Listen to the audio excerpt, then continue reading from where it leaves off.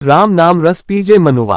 मार्गदर्शन। एक दिन द्वारिका में मीरा एक ऐसे दुखी व्यक्ति जो पुत्र की मृत्यु के पश्चात हताश हो संन्यास लेना चाहता था, उसका मार्गदर्शन कर रही है।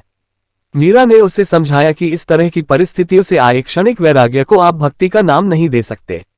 मीरा ने उसे सहजता से बताते हुए कहा, अगर तुम भक्ति पथ पर शुभारंभ करना ही चाहते हो तो शुष्क वैराग्य और संन्यास से नहीं बल्कि भजन से करो। भजन का नियम लो और इस नियम को किसी प्रकार टूटने न दो। अपने शरीर रूपी घर का मालिक भगवान को बनाकर स्वयं उसके सेवक बन जाओ। कुछ भी करने से पूर्व भीतर बैठे स्वामी से उसकी आज्ञा लो। जिस कार्य का अनुमोदन भगवान से मिले वही करो। इस प्रकार तुम्हारा वह कार्य ही नहीं बल्कि समस्त जीवन ही पूजा हो जाएगा। नियम पूर्ण हो जाए तो भी रसना जीव को विश्राम मत दो। खाने, सोने और आवश्यक बातचीत को छोड़कर जुबान को बराबर प्रभु के नाम उच्चारण में व्यस्त रखो। वर्ष भर में महीने 2 महीने का समय निकालकर सत्संग के लिए निकल पड़ो और अपनी रुचि के अनुकूल स्थानों में जाकर महज्जनों की वार्ता श्रवण करो। सुनने का धैर्य आएगा तो उनकी बातें भी असर करेगी। उनमें तुम्हें धीरे धीरे रस आने लगेगा। जब रस आने लगेगा तो जिसका तुम नाम लेते हो वह आकर तुम्हारे भीतर बैठ जाएगा। जो जो रस की बाढ़ आएगी हृदय पिघल करके आंखों के पथ से निर्झरित होगा और वह नामी हृदय सिंहासन से उतरकर आंखों के समक्ष नृत्य करने लगेगा। इसलिए राम नाम रस पीजे मनुआ, राम नाम रस पीजे। तज कुसंग सत्संग बैठ नित, हरि चर्चा सुन लीजे। काम क्रोध मद लोभ मोह को चित्त से दूर करीजे। मीरा के प्रभु गिरधर नागर ताही के रंग में भीजे। आज्ञा हो तो एक बात निवेदन करना चाहता हूँ। एक सत्संगी ने पूछा और मीरा से संकेत पा वह पुनः बोला, जब घर में रहकर भजन करना उचित है अथवा हो सकता है तो फिर आप श्रीचरण मीरा रानी जैसे महत्वपूर्ण पद और अन्य समस्त सुविधाओं को त्याग कर ये भगवावेश, यह मुंडित मस्तक देखिए, जिसके लिए कोई बंधन नहीं है, जिसके लिए घर बाहर एक जैसे है, ऐसे हमारे लिए क्या नियम। महारा पिया महारे हिवणे राहत है, कठी न आती जाती। मीरा रे प्रभु गिरधर नागर मग जोवा दिन राती। सार की बात तो यह है कि बिना सच्चे वैराग्य के घर का त्याग न करें। धन्य धन्य हो माता।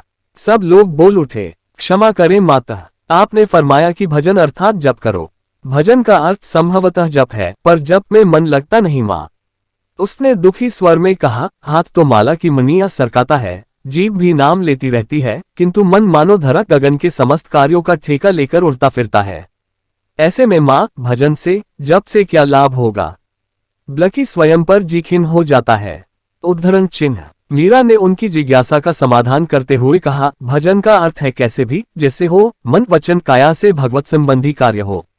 हमें भजन का ध्यान ऐसे ही बना रहे जैसे घर का कार्य करते हुए माँ का ध्यान पालने में सोए हुए बालक की ओर रहता है, या फिर सबकी सेवा करते हुए भी पत्नी के मन में पति का ध्यान रहता है।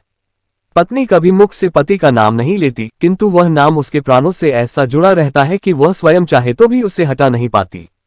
मन सूक्ष्म देह है, जो भी कर्म बारंबार किए जाते हैं उसका संस्कार दृढ़ होकर मन में अंकित होता जाता है। बिना मन और बुद्धि के कोई कार्य बार बार करने से मन और बुद्धि उसमें धीरे धीरे प्रवृत्त हो जाते हैं।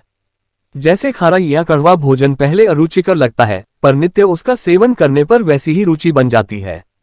जप किया ही इसलिए जाता है कि मन लगे, मन एकाग्र हो। पहले मन लगे और फिर जप हो, ये साधारण जन के लिए कठिन है। ये तो ऐसा ही है कि जैसे पहले तैरना सीख ले और फिर पानी में उतरे।